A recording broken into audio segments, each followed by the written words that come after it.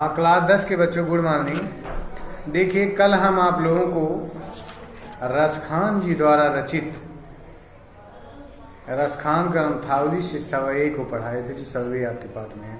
आज हम उनके कवित पर चर्चा करेंगे। कवित उन्हीं उसी कीर्ति से लिया गया है, रसखान ग्रंथावली से कवित पर। इसमें देखिए, भगवान श्री कृष्ण, रसखान जी ने भगवान श्री कृष्ण की बाल लीला का वर्णन करते हुए कहते हैं कि गोपिकाएं आपस में बात कर रही हैं। गोपिकाएं आपस में बात कर रही हैं, गोपियां, कि भगवान श्री कृष्ण गाय को चराते हुए जब आते हैं तो कैसे आते हैं, उनकी शक्ल कैसी होती है, उनके वेशभूषा कैसे रहते हैं, उसी के बारे में वर्णन है। देखिए, उसमें आप जब ध्यान लगाएंगे तो ये देखिए, बोर्ड परीक्षा के दृश्य बहुत ही इम्पोर्टेंट है। देखिए, इसमें लिखे हैं उन्होंने कि गोरज बिराजे भाल लह लही बनमाल, आगे गया पाछे ग्वाल गावे मृदबानी रे।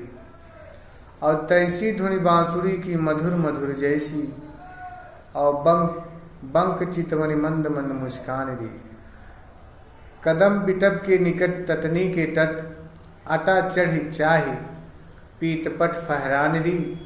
और रस बरसावे तन तपन बुझाए न, प्राण निर्झावे वह आवे रचकान रे। देखिए, इस पंक्ति में सभी गोपिकाएं आपस में बात कर रही हैं। एक गोपी एक कहती है दूसरी से, एक सखी दूसरी सखी से कहती है, एक गोपी दूसरी गोपी से कहती है कि हे सखी, भगवान श्री कृष्ण गाय को किस प्रकार से वन से चराते हुए आते हैं, उसके बारे में वर्णन रसखान जी ने किया है। कि गोरज बिराजे भाल, मतलब होता है गायों के, गोरज माने होता है कि गाय के खुर से उड़ने वाला जो धूल होता है, रज माने धूल, और बिराजे भाल यानी उनके मस्तक पे लगे हुए हैं। यानी भगवान श्री कृष्ण जंगल से यानी वन से गाय चराते हुए जब आ रहे हैं तो गाय को चराते हुए घर की तरफ जो लौट रहे हैं, गाय वन से जब गायों को लेकर के घर की तरफ आते हैं तो गायों के खुर से जो धूल उड़ता है वह उनके मस्तक पर विराजमान है।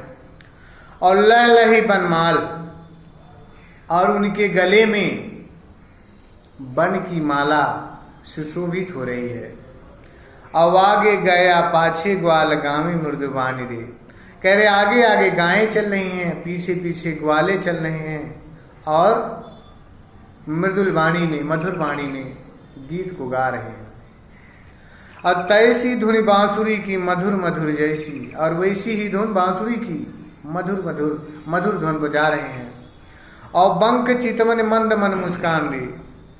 मंक माने होता है टेढ़ी मेढ़ी, चितवन माने होता है दृष्टि, और टेढ़ी मेढ़े दृष्टि से मंद मंद मुस्कुरा रहे हैं, जैसे तिरछी नेत्रों से मंद मंद मुस्कुराते हुए आ रहे हैं। और कदम बिकट के निकट तटनी के तट, अटा चढ़ चाही पीत पट फहरान। फिर कहते हे सखी, अटारी पे चढ़ के देखो जो पीले वस्त्र फहरा रहे हैं।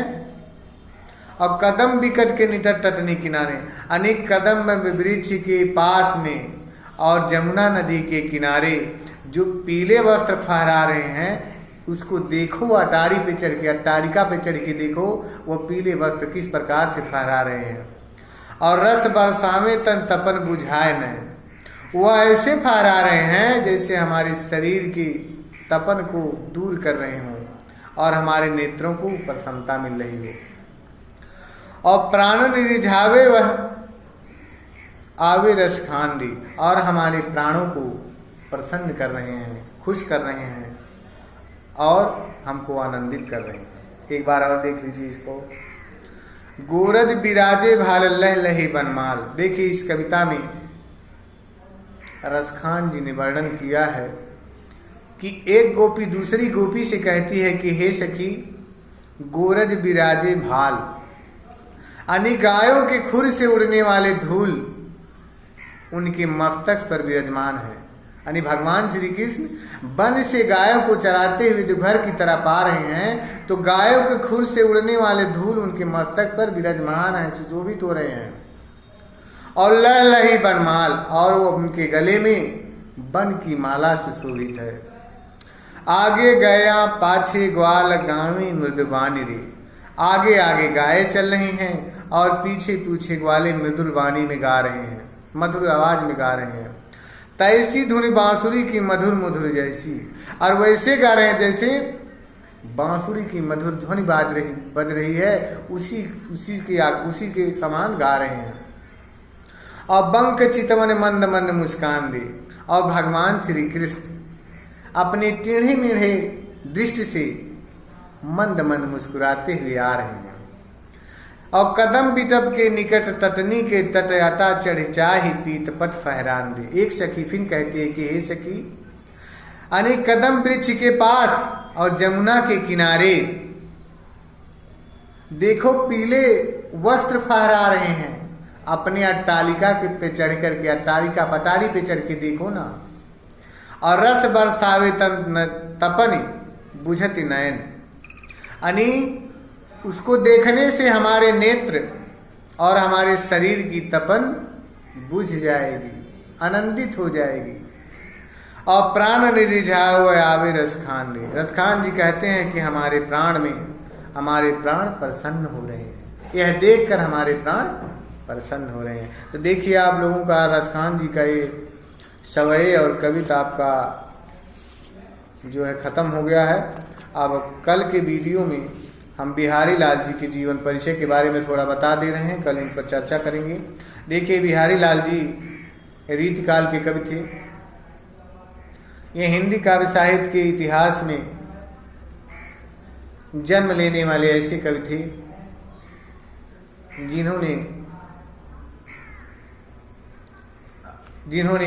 जिनकी शुरुआत, जिन्होंने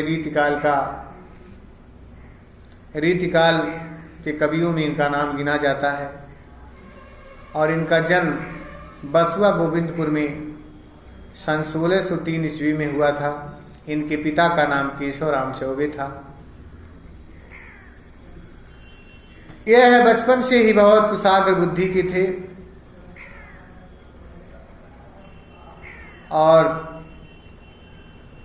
ये अपने बचपन से ही अपने पिता के साथ ग्वालियर से ओरछा नगर आकर रहने लगे थे।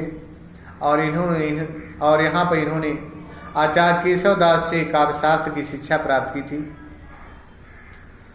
काव्य शास्त्र में अधिक रुचि होने के कारण कुछ ही समय में वे काव्य शास्त्र में पारंगत हो गए और फिर इनका विवाह हो गया और फिर ये अपने ससुराल मथुरा में अपने जीवन को व्यतीत करने लगे।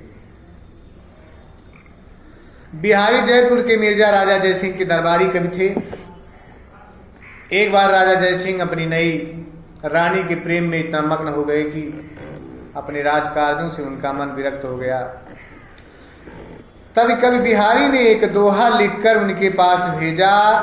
क्या लिखकर भेजा कि न ही पराग न ही मधुर मधु और न ही विकास से ही काल, अलिकली ही सौ विधियो आगे कौन हवाल। यानी कहा कि आपने जब सब कुछ ऐसा कर लिया आज ही, तो आगे क्या आपका होगा, कुछ कहा नहीं जा सकता है। इन दोहों को पढ़कर राजा जयसिंह अत्यधिक प्रभावित हुए और उन्होंने अपने दरबार में कवि बिहारी को बुलाया और उन्हें सम्मान दिया और प्रत्येक दोहे के परिणाम स्वरूप एक एक पंक्ति पर उन्होंने एक स्वर्ण मुद्रा उपहार स्वरूप दिया। और राजा जयसिंह की प्रेरणा से ही बिहारी ने बिहारी सतसई की रचना की, क्योंकि दरबारी कवि थे, वो राजा की प्रशंसा और उनकी वीरता की बखान किया करते थे। और इस महान कवि ने सन 1662 ईस्वी में अपने शरीर को त्याग दिया। बिहारी जी के हिंदी काव्य साहित्य के इतिहास में, हिंदी काव्य साहित्य के इतिहास में बिहारी जी का नाम विशेष उल्लेखनीय है। इन्होंने अपनी कविताओं को